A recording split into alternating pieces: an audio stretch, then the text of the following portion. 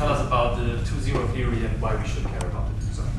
Right, hi. So it's very nice to be here. I'd like to thank the organizers for the opportunity. It sounds like it's going to be a fun day. I apologize because I have to go back to college for meetings, boring meetings this afternoon.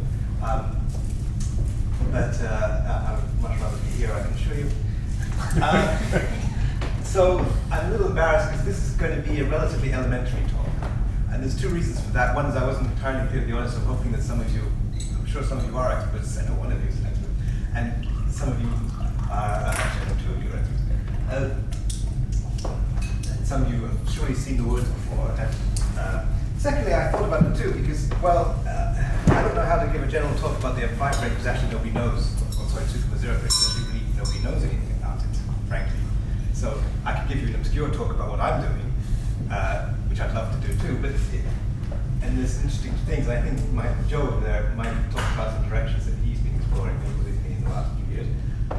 But in general, there's not like a golden picture that I can just tell you. So, bottom line is, and I'm open to having many questions and discussions about this, and I apologize if it's a little basic. On the other hand, maybe it's not, maybe it's really deep. So, first thing I want to answer is give you the short executive summary.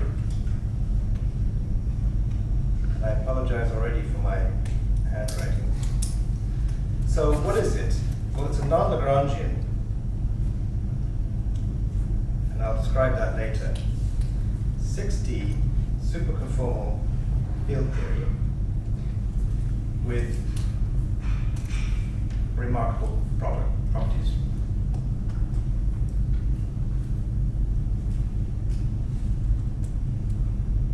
Usually upon reduction, dimension reduction. I often like to say, if you think about, if I speak to my CFT colleagues, this is a rigid CFT, meaning to say it's no marginal operators, meaning to say it's no coupling constants associated to it. What it's associated to is a group, an ADE group. So one for each ADE group. So sometimes I refer to it as, if you know everything about the six-dimensional 2.0 theory, what would it look like? It would look like a telephone directory. Right? Because it would simply be a list of operators and a list of their anomalous dimensions and their 3-point functions. And all of those things don't depend on any continuous parameter. So it would just be like 202, 660, 876. That would be the number next to a given operator. So in that sense, it would be totally boring. But of course, it's not. The point of this discussion is to convince you that it's totally not boring. So fact number one is it's the UV fixed point of 5D, and this is maximally supersymmetric vectors, which is naively, of course, not renormalizable. I mean, it's power counting not renormalizable because it's a Yang-Mills gauge theory about 4 dimensions. Another thing we can say about it is it's, quote unquote, this is perhaps too big a duty to give it, but it's responsible for S duality of 4D maximal supersymmetric Yang-Mills. There are also, as I sort of alluded to, there's a beautiful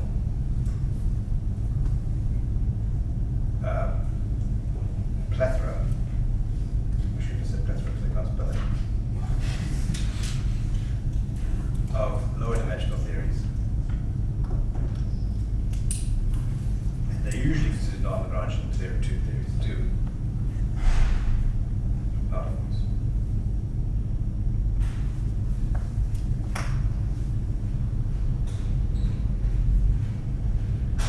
By reduction on surfaces. Gaiato theories. I should also say, by the way, the other excuse I'm going to make is there's no references. Simply because this is meant to be a Blackboard talk, and there are a bunch of people who've worked on this for 25 years now.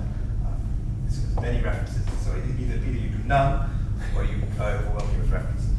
So I apologize to anyone who's offended, especially those not here. Okay, but actually I'm not going to talk about this topic. that this would be too much. I mean, this is its own lecture.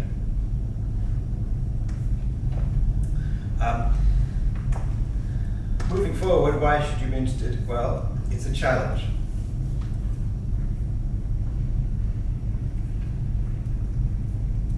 For our understanding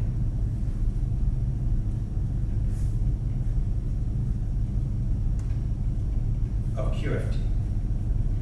There is no textbook that will begin to tell you how to deal with a quantum field theory above 4 dimensions, a Lorentzian quantum field theory above 4 dimensions.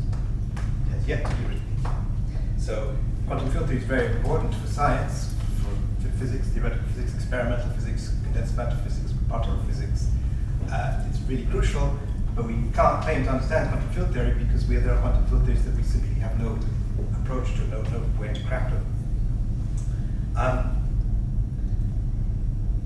Two more reasons. It's important for the dynamics of M theory.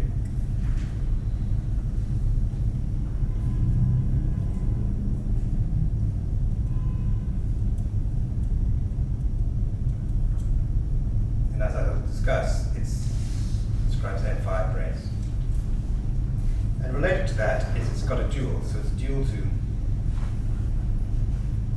ADS7 cross S4. So that's sort of the synopsis of this, what I'd like to get through. Right? And how am I going to do that? Well, topics, again, how do we know it exists?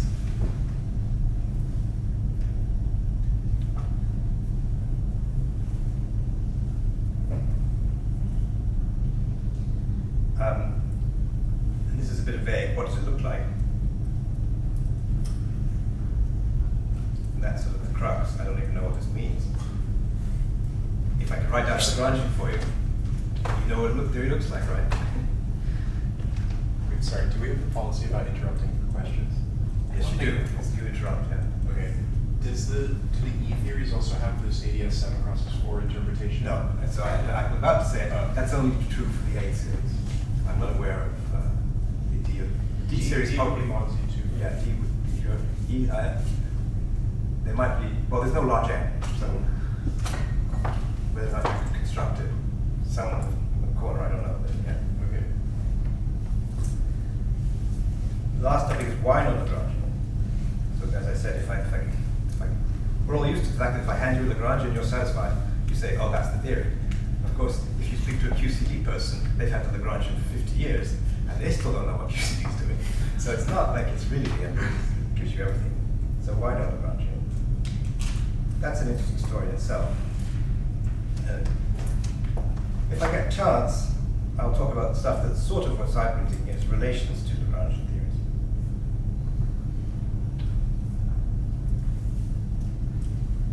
This last thing is a bit more, well, what I would talk about would be a bit more what I've been doing with Joe and others. Okay, so that's sort of what I would like to get across. Are there any questions? What exactly would you compute in fields such as this, which have these properties? What would I compute with the 2 0 theory? Yeah. So it is a CFT, so there's a list of operators and you can compute their correlation functions. That's the boring answer. You can ask again at the end, perhaps why? I mean, because as I said, that alone is perhaps rather uninteresting, just a bunch of operators, it satisfies, in that level, the correlation functions are expected to satisfy the ordinary rules of a conformal field theory. Okay. And there's many interesting words. There's non-Lagrangian, and another word I should mention is sometimes people say it hasn't got a partition function. It's called a partition vector, or sometimes it's referred to as a relative quantum field theory. Do those words mean anything to anyone? Yeah. Partition vector means that there's not a unique choice of partition function for the theory. Normally, if I have a Lagrangian partition function, you just compute the action, e to the minus action, and what is e to the minus action, you integrate. Here, you can find that there's actually not a unique choice of partition function. There's one choice for sort of what's called a choice of polar polarization. A structure on this what's called intermediate Jacobians and blah blah words. So there's a choice of fluxes to tell you what your possible a vector space, so you think of it as being a partition function. The word relative here is the sense that if you speak to pure mathematicians, that they like to think of conformal field or quantum field theories in general as, well, the partition function takes a manifold and gives you a number, and then on spatial subslices, you compute the partition function that gives you a vector, a state. So here it's more like a relative quantum field theory. It's like a quantum field theory in one higher dimension. You're already getting a vector when you evaluate on the manifold. So that's the origin of those terms. I ended up going to mention them again. Okay. Sorry, can I ask, how rigid is the third point? Are we talking about no Lagrangian, or are we actually talking about no Lagrangian? I love that question. So I've actually spent a lot of time coming up with crazy things that I claim. I have in my back pocket a Lagrangian that I claim can reproduce aspects of the 2.0 theory. So yeah, I think that there could be a formulation in terms of a Lagrangian and path into prescription that can do it, but it's definitely not one that has 6-dimensional Lorenzo variants and the usual rules. But I agree that the moot point is, what are you willing to give up and still claim that you're doing something? And then even if that's the case, how useful is that? And the other thing, of course, is why do we need Lagrangian? Well, that's because we've been taught from a young age that that's how you do quantum field theory, and there are other techniques taught just before me. Well, gave a lot of results, but it didn't really, as you said, it didn't really use the Lagrangian formulation. And certainly there's something called bootstrap that can be used, and people are using it.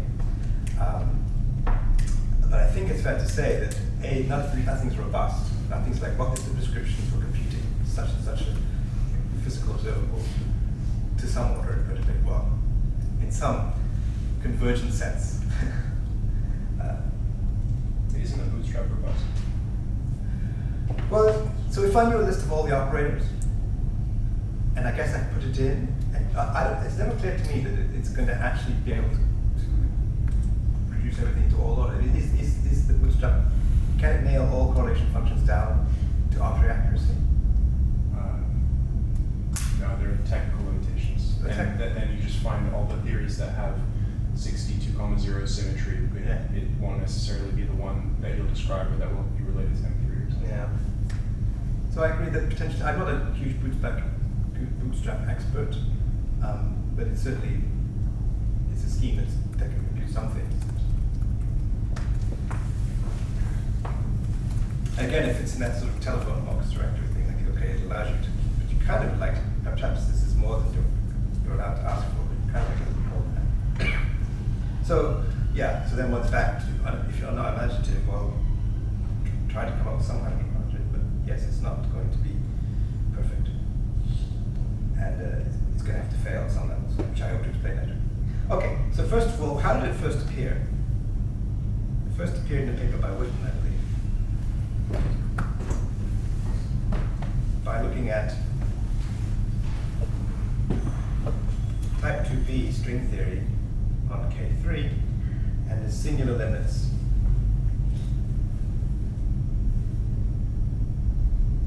So that's what K3 has got. It's a 4-dimensional Kähler manifold and compact, and it's got 2 cycles, 22 of them, I think, and they intersect in a certain pattern. And when those 2 cycles in the moduli space, when they shrink down to 0 size, that's the singular limit. And what one sort of expects is a classic story in string theory is you expect enhanced gauge symmetry when you have these shrinking cycles. That's certainly what would happen if you did type 2A on a K3. It turns out it's dual to the heterotic string. The heterotic string has gauge bundles in it from the day one. Type 2B is different because it doesn't have gauge fields, so or particles. It doesn't enhance gauge symmetry when you put it on K3. It's shrinking cycles. What Whitten argued was that while you've got shrinking cycles and you have D3 braids, you're going to get like string-like states. So you get string-like states. And again, they will be associated to an ADE structure because the singularities of K3 are known to be classified by ADE Dinkin diagrams. That's type 2B be supergravity over string theory, but you can take a decoupling limit because you've got these light states that you can simply say, okay, they're lighter than anything else in the theory. I can decouple gravity, which decompactify the K3, but I keep these light things. So you expect there to be some kind of six-dimensional non-gravitational theory left over. And why is it called 2, 0? Well, 2, 0 is measuring supersymmetry because that's 2 times 1, 0. And 1, 0 is the following. Well, type 2b on K3, well, you have 2 supersymmetries, right? Because that's what the 2 means in type 2b. And they both satisfy that they are chiral with respect to the 10-dimensional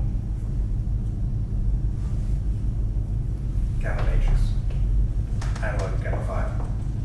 But you put it on K3, that tells you that it's 6, 7, 8, 9 is the K3 directions.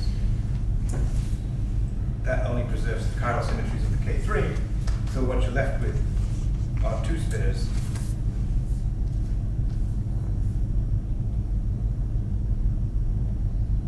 which are chiral with respect to the 6th plane, where that you're left with after the K3. And that's why it's called 2, 0. You have 2 spinners which are chiral, 2 1, 0 spinners.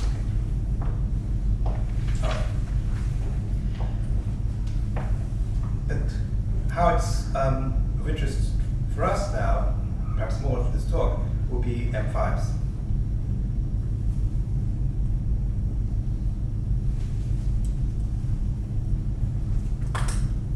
So you have multiple M5s.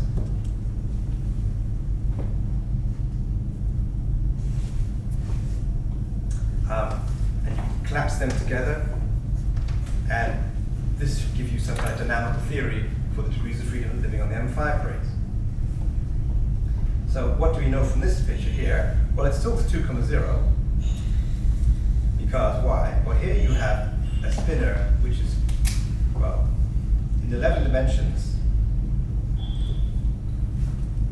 this gamma matrix, gamma 0 to 10, is the identity. That's just a fact. Introducing M5s means, again, you have this projection. And again, this leads to 2, 0. Why? Well, this is 32 supersymmetry, 32 components. This gets you down to 16. And 16 is 2 times 8. And this is the deepest math it's going to get. 16 is 2 times 8, and 8 is the minimal spinor rectus in 6 dimensions, so you've got 2. There are, of course, 1, 0 theories that you can consider. I'm not going to talk about them. There's a plethora of them as well, and they're very interesting. They're just as interesting, but for some reason the 2, 0 takes a pride of place in this whole story. Okay, so this, when you think about these M5 branes coming close to each other, in analogy with what happens in string theory with D branes, because in fact, if this was string theory, I would draw little open strings between these M5 branes. No, I can't do that in M theory. And that's a perturbative description that's available in string theory. It's not available in M theory, but we know there are M5 branes, and we know they can get close, and we know they're going to have enhanced states and dynamics because we know the reduction will give us back to D branes, which I'll come to shortly. So this gives you what we would think would be an AN 2, 0 superconformal field theory. So here I only expect to see the AN series coming out. I could probably get the DN series again by doing an overfold as we discussed before. And I'm not aware of the E series off the top of my head anyway. Okay. So that would be the story in M theory. So that's why we think that this 2, 0 theory there, and it's assumed to be the same as the one I was just describing, and find some dualities, I'm sure it is. But of course, it's just the AN class, not the general one. Okay, so while I'm still thinking about that, I can't draw open strings between these branes, but I can draw open M2 branes, like that. Yeah, so the red ones are M2s.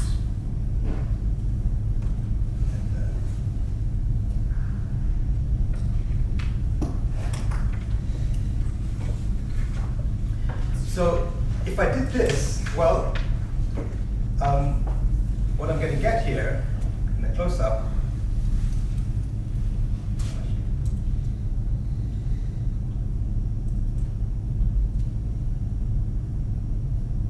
picture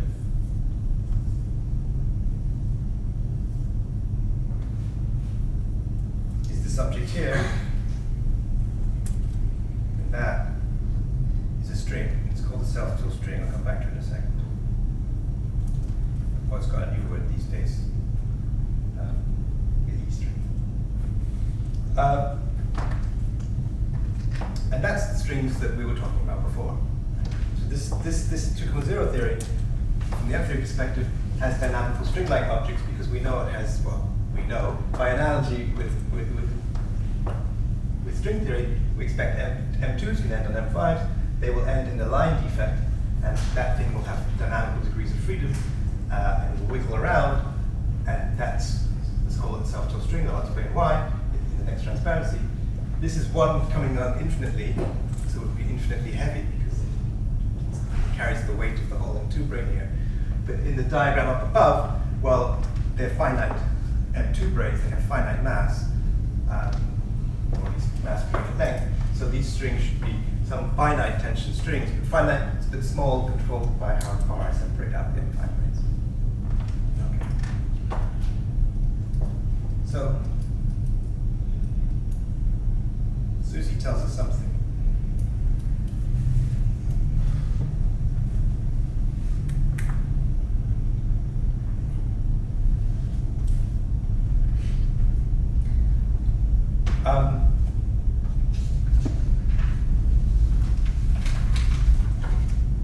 What? Well, in the 2.0 algebra, it's basically unique. So what does it contain? It contains a B field, and scalars, and fermions. So from the M5 brane perspective, I would be 6, 7, 8, 9, 10, and mu are the more void coordinates, log 1, 2, 3, 4, 5. That's the multiplet, with some caveats. What would be the supersymmetry? Well, you can write it down. So this is just an abelian multiplet in 6 dimensions. So what would be the supersymmetry? Well, it's going to be something like this.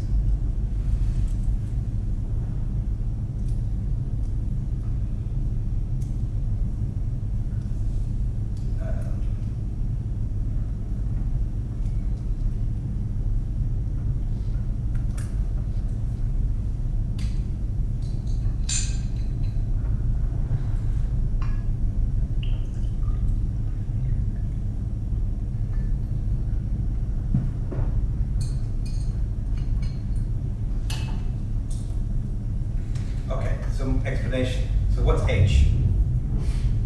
H is dB. Right. So totally asymmetrized.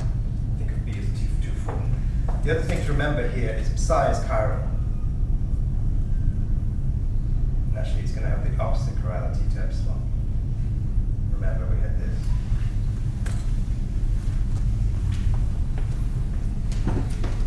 So that's the supersymmetry algebra. You have no choice about it.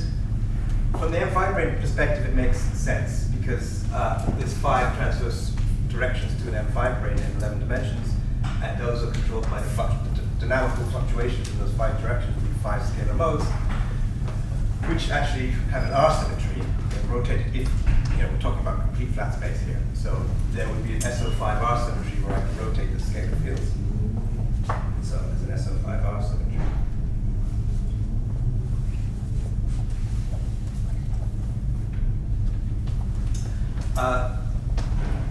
These are the Goldstone modes from breaking supersymmetry, if you like. That's why they have the opposite chirality to the ones that you've preserved.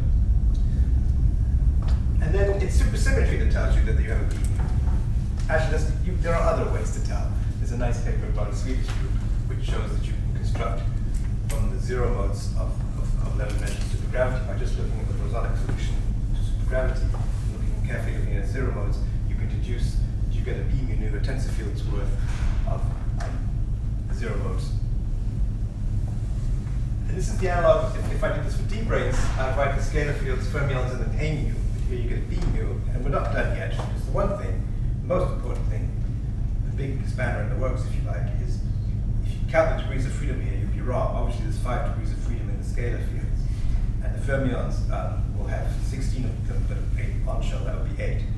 B mu nu, if you work it out, would have 6 degrees of freedom, so that's wrong, because 6 plus 5 is 11, and that's not going to be the bosonic content of the symmetric theory. So what you find is that H is self-dual. And that breaks you down to 3 degrees of freedom. So that's the degrees of freedom content of an abelian 2,0 theory. So it's got a self-dual form that's closed, chiral fermions, and 5 scalar fields. Okay.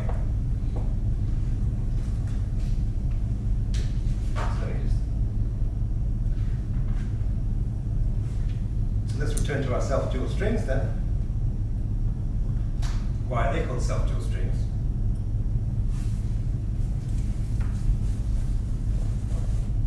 Well, there's a solution for that, which is simply, so you have this defect, if you like. It's a line inside the M5, so if it's along the norm 1 direction, and then everything else up here would be to define. The solution is very simple. It's simply H naught 1I is di, and then let's call it x6. There's a x6 direction coming out. That's right when I have an M5 brane, an M2 brane existing an M5 brane. There's one direction inside the M5 brane and one direction perpendicular. I'm just calling it an x6. And then this is just because of self-duality. That's implied. Right? This ensures that H is self-dual. And here, the epsilon symbol is the epsilon symbol of the transverse 4-dimensional space inside the M5 brane. And that, of course, immediately, so H is self-dual, DH has to be 0, from which you immediately find that it satisfies the Laplacian, and so you can write down your solution. And actually, there's a bunch of them. I'll just write QA over X minus XA. And it's squared, I believe. Yes. So you could have multiple ones. This is just the abelian theory, of course. So if you evaluate the energy of these strings, you get infinite, as I said before. Because it's corresponding to this picture down here, where there's infinite length M2 branes. We would love to understand this case here, and in its full generality, no, nobody knows. Because the 62,0 theory, it has this B mu nu field in it, and I haven't mentioned a gauge field. This is sort of one of the cruxes when we come back to why. So it's a long story. I can give you a whole lecture on why there's no Lagrangian. But one of the reasons comes out is, well, there's a B mu nu and an A mu. How do you make? We use the words non-abelian. It's associated to an AT gauge group. You'd like to say, okay, there's a gauge field, but there isn't a gauge field. So how do you make a gauge theory without a gauge field? And you have a 2 form. So there's a lot of interesting work where people trying to make sense of the non-abelian 2 form. The fancy term they use is a gerb theory. I won't go into that here because A, I'm not an expert, and B, I'm not sure they've done it. So it's a controversial statement. But by thinking about non-abelian versions of this story, one might hope to get interesting new mathematics. Okay. So while I'm on the M theory version, I'm going to do another little thing. Oops, that's not what I want to do. While I'm up here in M theory, look at the gravity dual.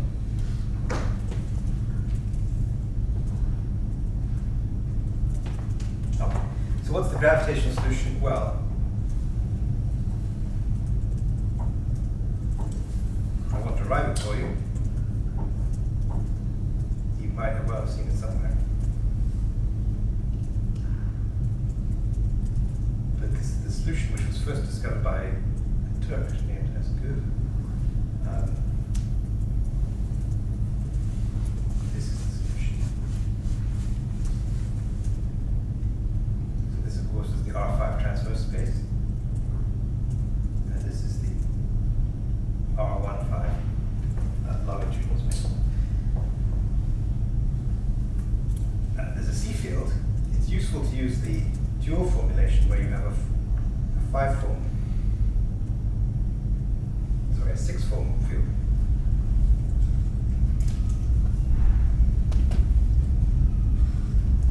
So there's normally when you formulate N theory, 11-dimensional supergravity, you have a 3-form, but you can, on shell at least, you can dualize that to a 6-form. Because if you didn't have the Chern-Simons term, which is not playing a role for this solution, you would simply take dC3, and you take the star of that, so dC3 is a 4-form, star of that is a 7-form, the equations of that motion allow you to write that as d of C6, and that's the C6 you need here. So if you want to find what the C3 is, you have to take d of this, dualize it, and then realize it is d of something. But it's much cleaner to do it like this. Okay, so again, you're going to find that h is harmonic. So h is 1 plus some. And it turns out I was very good. I looked up the exact factors.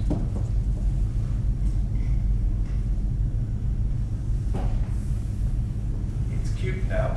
So YAs are arbitrary parameters, the positions of the M5 rings. And each one, well, there's a factor of LP cubed, that's the 11-dimensional Planck length, that's there for dimensional analysis. And the factor of pi is there because that's related to the volume of the 3-sphere that you have to factor in. So obviously, what happens? Well, if they're coincident, oops, you know something. If they're coincident, this just becomes n pi l p cubed. And let's say they're coincident at the origin. That's coincident. And then,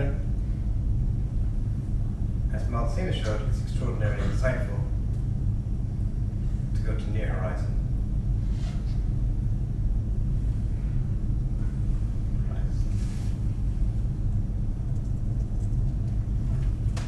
And of course, very famously then, your metric is going to go to an ADS metric.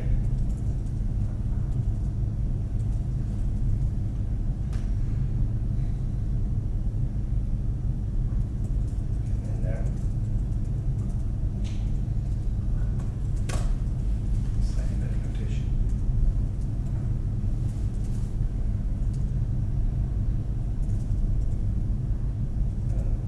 Sorry. Keeps the wrong spot.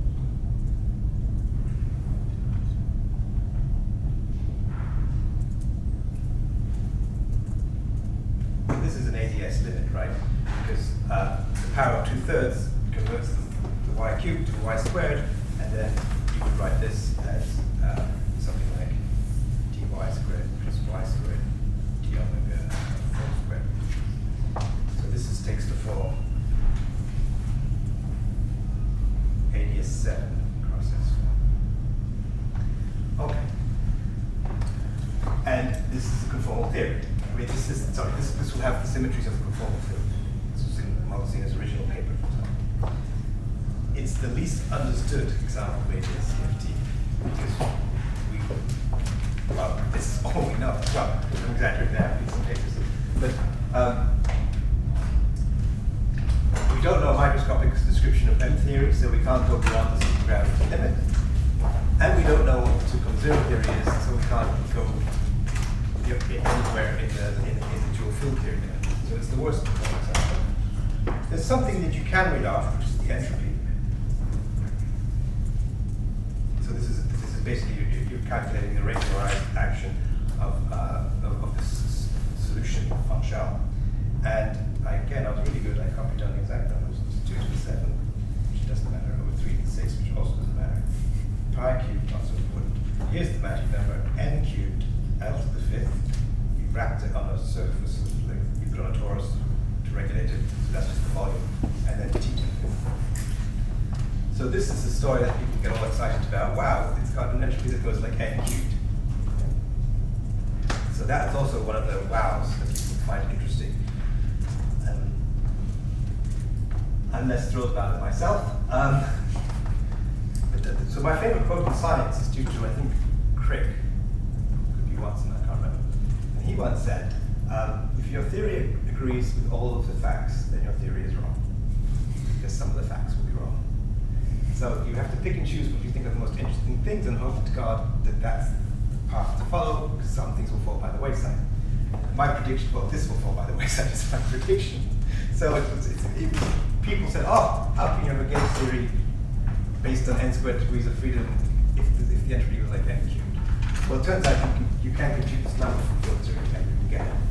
And I'll come back to that shortly. So for example, for M2 brains, which is the story I won't go into, but we'll discuss it briefly, the number here was n to the 3 halves. And there were similar people saying, oh, what kind of weird gauge theory would have n to the 3 halves? There's no Lagrangian, scripture actually that's complete utter rubbish. There is a Lagrangian. It's strongly coupled, and so it turns out that although weak coupling, you might have what looks like n squared degrees of freedom. If you go to strong coupling, and what's underlying all of this is strong coupling. So the intuition is off. You get n to 3 halves. It's a computation that's been done. And it's not particularly significant. It's just that you're in a strongly coupled system, and the strong coupling, the degrees of freedom, doesn't behave like the naive number of degrees of freedom that you put into the Lagrangian. Okay, so that's sort of where we are on what M theory tells us about the M5 brain. So it's a 6-dimensional 2,0 supersymmetric theory with superconformal symmetry. It's got a gravitational dual. The entropy goes like n cubed, and it's got string-like states that are the natural excitations of it. Okay. Well, to get some handle, the best thing, well, not the best, the most naive thing to do is to reduce on S1. So that's basically going back to string theory. So we'll be type 2A string theory this time.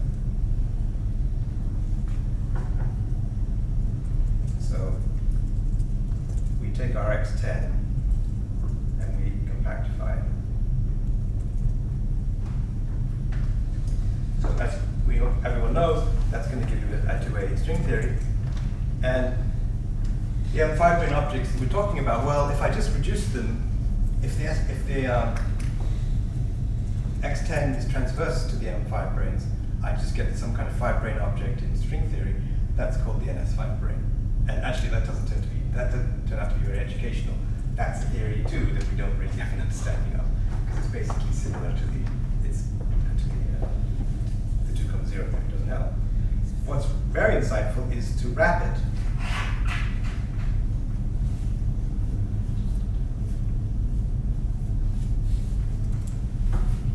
that gives you D4 brains. And now I've got all the tools of open string theory at my disposal. So this is 5D Maxwell Superyang Mills.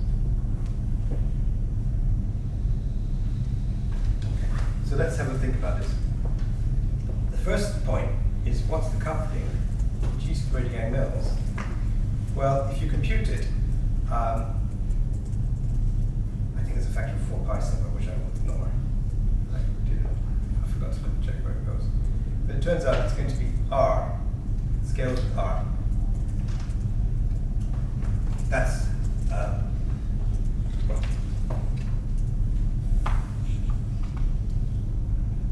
actually that last line is equals.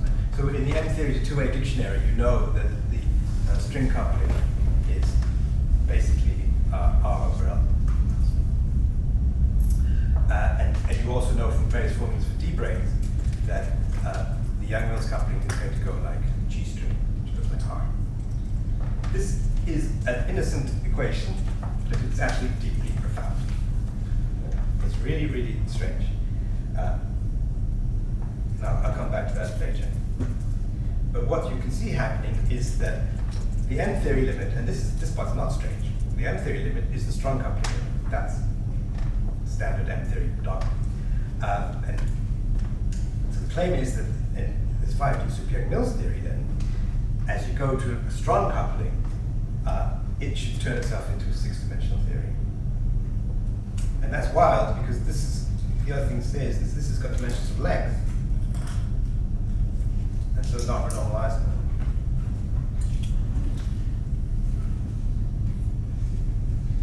Naively, if I gave you 5D Yang-Mills theory with coupling constant dimensions of length, you're told to throw that out in your textbook understanding of quantum field theory, because it's in the UV, it's going to strong coupling, it's going to have a Landau pole, and it's probably not going to exist. M theory is telling you, no, there is a UV completion in this theory. It's the 2,0 theory. So that's already remarkable. It's like a mini version of the whole M theory paradigm. At strong coupling, you're growing in dimension, and you're flowing to some new phase with enhanced. And one way I think of an extra dimension, well, of course it sounds like science fiction, but you can also think of an extra dimension as simply enhanced Lorentz symmetry. You've gone from SO15, and you're enhancing it. So SO14, excuse me, to SO15. So it's, in my mind, it's just a point of you have a theory and you're saying a strong coupling is a symmetry enhancement. But it's Lorentz symmetry that's enhancing, as well as Poincare symmetry. But why not? We're quite familiar to the cases where R symmetries or something will enhance. Of course, here, R symmetry goes along for the ride. There's still a transverse 5-dimensional space. Okay. So what about all those states that we were talking about? Don't you also get the conformal symmetries? No. It becomes two. Oh, sorry. Yes, I see what you mean. Yes. I mean, you don't have conformal symmetry in the D4 break Superior-Mills, so you don't. Yes. I thought you had the question the other way around. Yeah, you lose the conformal symmetries by reduction, but then they magically would come back. So in fact, it's even stronger than that. Yeah, it would be SO 1, 4. ISO 1,4 cross SO 5, which enhanced to SO 2,6.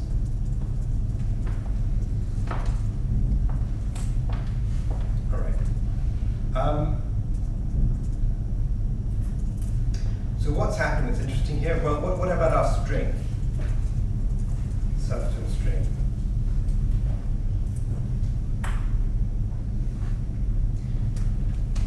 Well, it was self-dual. Why did I forgot to say why we call it self-dual? Well, one reason is because the field it's coupling to has a self-dual field strength. This means that, in some sense, which I can precisely define, it carries both electric and magnetic charges. I define what I mean by that by a 3-form, but it's just an extension of what you normally would mean. But also, we could wrap it, and so we get a wrapped string. This is now an electric state.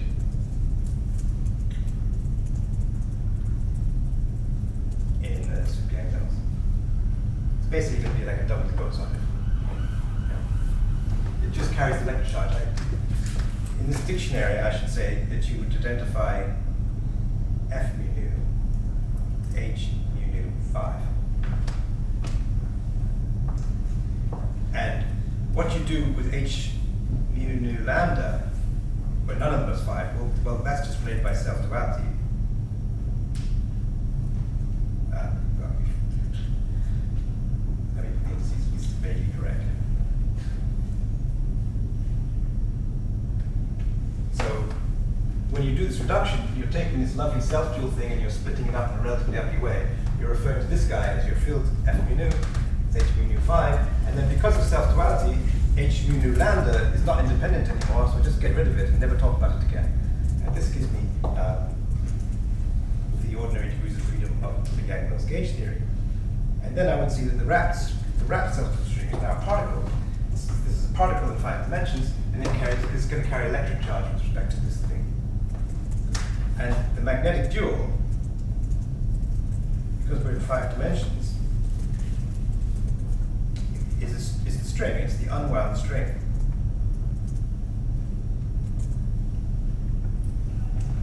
From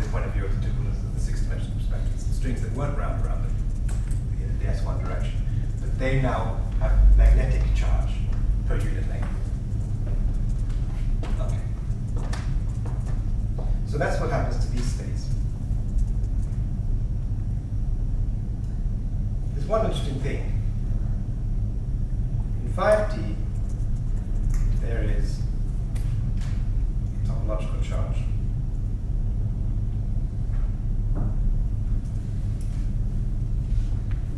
And it's simply, Q is 1 over 8 pi squared, integral trace F wedge F. So that's famously a conserved current, or star of it is a conserved current. And it computes what I'm going to call the instanton number, second German class of gauge bundle. And it's automatically conserved because it's topological. So all 5D gauge theories have this as an extra conserved charge. And it turns out that, well, it's natural to put G squared Yang-Mills because that's where the action is. That's right, so the action is 1 over G squared Yang-Mills. Trace F wedge F is F wedge star F. So this Q takes the value n over G squared Yang-Mills, where n is an integer. And this is n over R, and this is your Kluser-Klein tau states in your theory. So in string theory, you have these zero branes, and they form towers of Kluser-Klein states that build you from 2A string theory to M theory. For 5D super Yang-Mills, insofar as it's defined, you have towers of states given by solitons. Instantons are self-dual gauge fields in spatial sections become soliton states. And they carry a charge n over R, and this gives you your Kluser-Klein tower. 5 minutes. Holy crap. Okay. So, this theory is building itself back up to a 6-dimensional theory. So let me run into one more topic, is go down one more direction. Go down to 4D. Then what do we have? Well, so now we're going to have, not surprisingly, the action is the action of 4D super Yang-Mills. That's well known. Of course, if I take 5-dimensional super Yang-Mills, reduce it on a circle, I get 4-dimensional super Yang-Mills. The field content changes a little bit. Miraculously, what do we find here? Well, if we're a bit more careful, we see we're going to get a factor of R4 over G squared Yang-Mills. That's the integral of trace F wedge star F.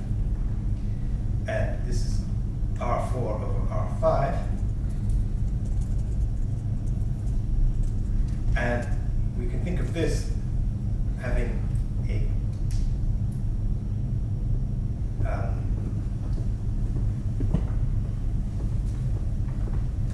complex tau parameter. So theta would be the coefficient of a theta term, which I haven't shown, but it could be here.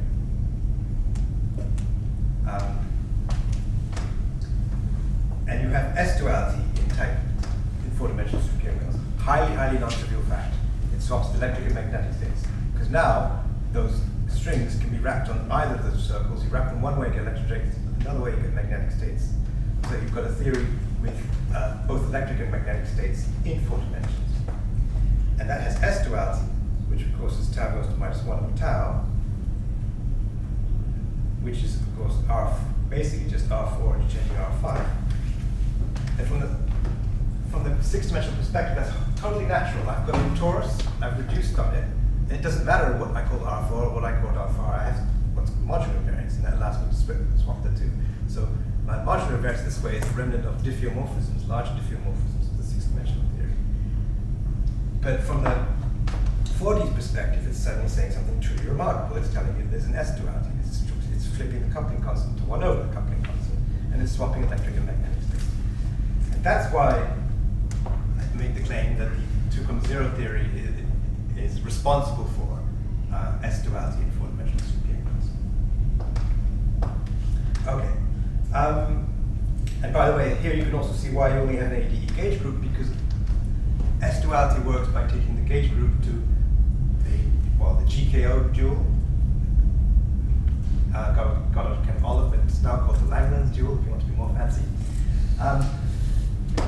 And that changes the gauge group, but only the ADE groups, the simply laced groups, map back to themselves under S duality. Slightly clear, actually, it's not. It has to be UN, not SUN. Let's not worry about that. So since this has to manifest S duality, it can only work for the ADE gauge groups, because the other ones will map to change the gauge group. All right. So in the last 15 minutes, you said? No. More like I just read the sign, sorry. So why is there no action?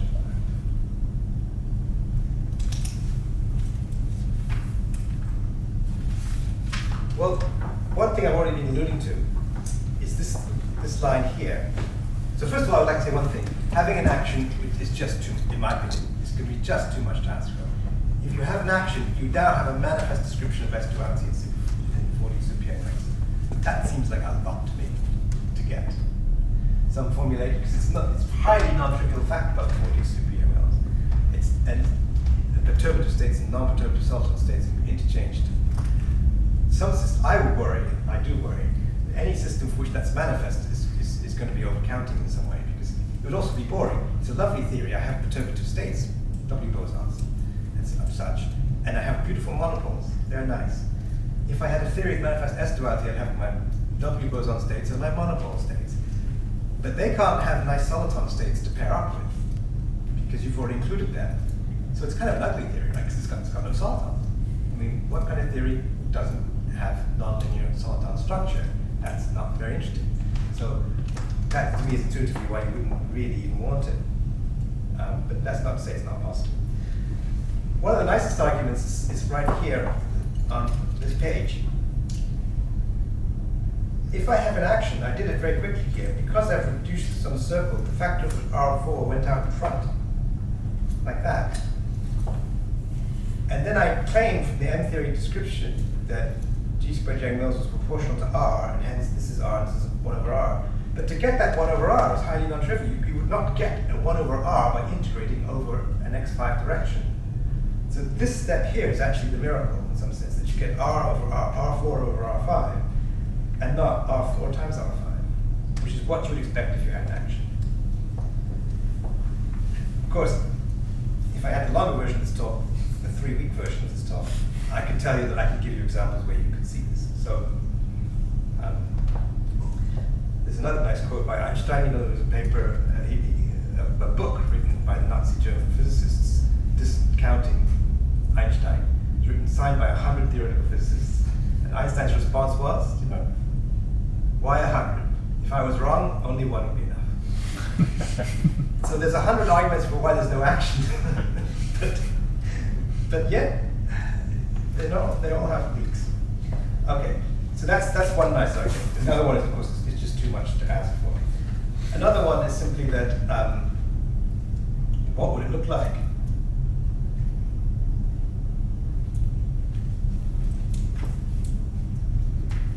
Again, we're going back to textbook QFT. There's nothing renormalizable. There's no happy place of field theories. So we want a theory, oh, it's going to have 2 0 supersymmetry, it's going to have this B field in it. Yeah. It's still going to be some, and Lagrangian, by some definition, is you're looking at free fields and you want to perturb around them. What free field theory can you write down in 6 dimensions that's going to have good interactions, right? Scalar fields, okay, fine, free scalar fields. Potential, oh no, I'm in trouble. If it's renormalizable, I'm stuck with phi cubed, unbounded from below. There's just no happy place for this theory to sit in. Of course, there's the other thing, as you would expect, that a non-abelian B field. Now, as I said, people are working on that, but I think there's no real conclusive discussion of what that could be. One last one that's easy to say is this is a classic one. This constraint is notoriously difficult to write an action for. You can forget the glamour of the 2, 0 theory. This is a problem even in 2 dimensions with the chiral boson. A chiral boson satisfies d phi star d phi, and it's a well-known problem how to write down actions for chiral bosons in 2 dimensions, which preserve all the symmetries you want. There are examples. Naturally, there's I've been looking at the Sen action recently, and that's very nice. It does do things for you. And actually, the Sen action has this property that when you reduce to the sort of, you get the R4 on the bottom, R5 on the bottom. Yeah. So my 1 minute left. To summarize, what we do know, what I've been doing is, okay, you take the 2,0, that's in 60. What I've discussed is you can go on a S1 space-like, and that gives me 5D superangles. Of course, if you go down on another S1, that gives you 4D. It's fun to go down on a null circle. We can discuss what that means. What you get is a nice new theory with maximal supersymmetry, and it actually gives you quantum mechanics on instance on moduli space.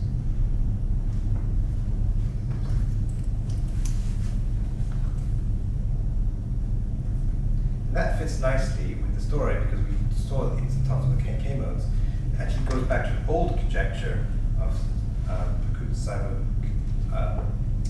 Silverstein, and Gherardini, that in the so-called DLCQ, this is the DLCQ prescription, that will give you the 2,0 theory. It's also fun, by the way, to go on a time-like. I wrote an obscure paper with Chris Hall about this. This gives you a Euclidean 5D superangles. And that's neat too, because actually you wouldn't normally expect such a theory to exist. So these all have SO5R symmetry. That's the only example of a Euclidean supersymmetric Yang-Mills theory that has a compact R symmetry. And one of the more fun things I've been doing here is you can introduce an omega deformation. And that allows you to describe 2,0 on uncompactified R15, not this compact null one. So that was my little story. Thank you very much.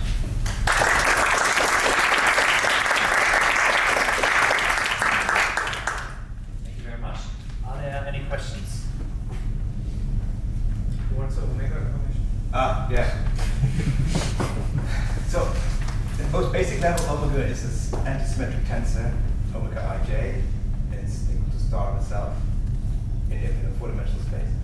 It was interesting. I call it that, so you deform your geometry by a coordinate transformation, actually, that has an omega built in. But what makes it more of a deformation is you now have sort of something where when you translate in this direction, you twist by omega in these spatial directions. So that's what I'm calling an omega deformation. And it was first, I think, that kind of thing was first used by Microsoft to compute partition functions in Simon-Whitten theory. So it turns out that if you compactify with a twist, so you go along a compact direction, but don't come back to yourself, you come back to trust with a little rotation. That's the omega deformation. And in his work, it has the effect that it brings everything into the origin. And it allows localization techniques to compute. Here it's a bit of abstraction, but it's a similar idea.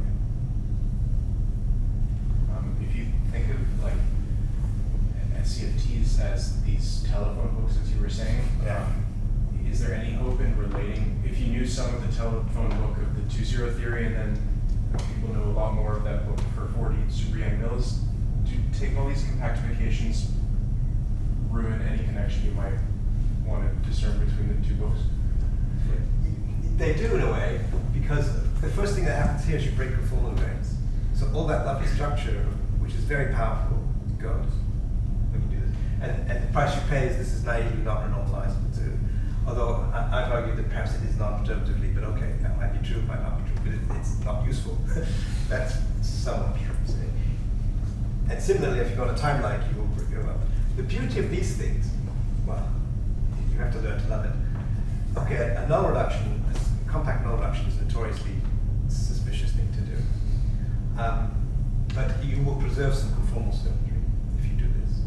And actually, this structure, which I could lecture on, where you do an omega, you're not actually doing null reduction, compact null reduction, you're doing a non-compact null reduction.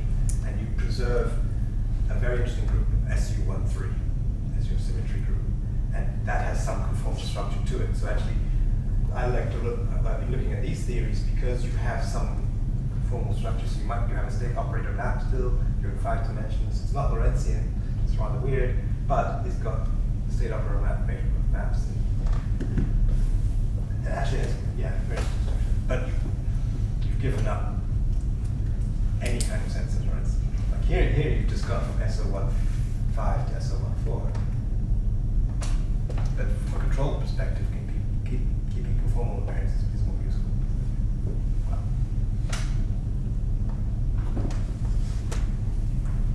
Just a very quick question. So, from the perspective of building the 60 CFT, just from classifying all possible SCFTs in 6 dimension, right? So I believe NAM's classification tells you have 1, 0 and 2, 0, and that's basically it, right?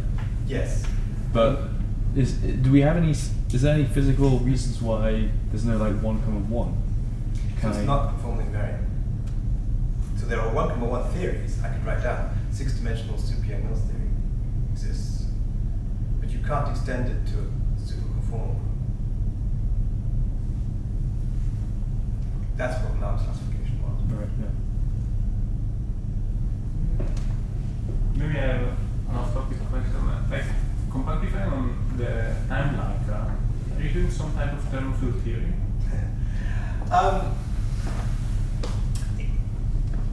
In some sense, because... So the story here was that you can do it because there exists a 5D Yang-Mills.